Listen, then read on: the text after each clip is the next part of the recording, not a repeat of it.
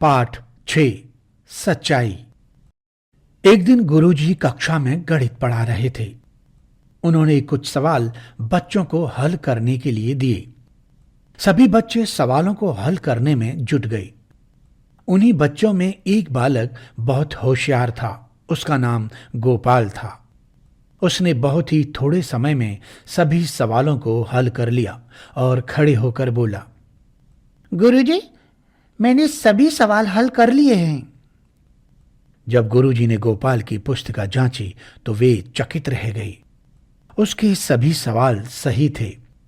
ये देखकर गुरुजी बहुत खुश हुए।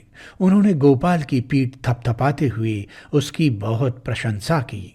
फिर उन्होंने सभी बच्चों को कुछ सवाल घर से हल करके लाने के लिए दिए और बोले, बच्चों, ये आज का गृह कार्य है। इन सवालों को तुम्हें स्वयं हल करना है। यह सुनकर सब बच्चे खुशी खुशी घर चले गए। गोपाल घर आकर सवालों को हल करने लगा।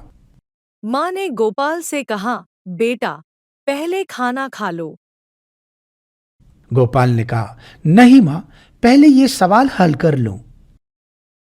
माँ ने फिर गोपाल को प्यार से समझाते हुए कहा, बेटा, पहले खाना खा लो, सवाल बाद में हल कर लेना। माँ, बस एक ही सवाल रह गया है। बाकी तो मैंने सभी सवाल हल कर लिए हैं, परंतु यह सवाल मेरी समझ में नहीं आ रहा है। गोपाल बोला।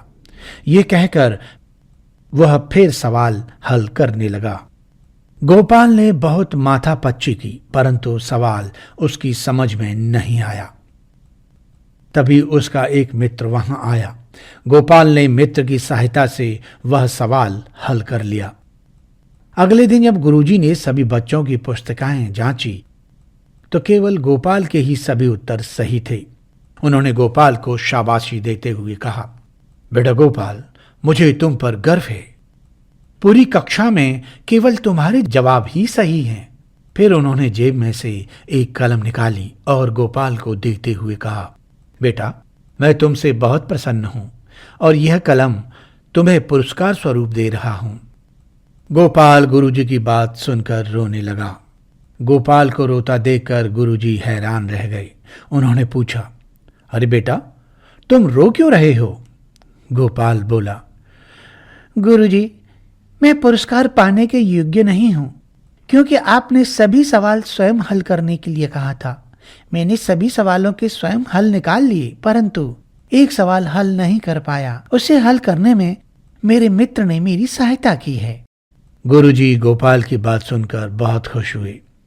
एक छोटा सा बालक सबके सामने सच बोल रहा है और अपनी भूल स्वीकार कर रहा है।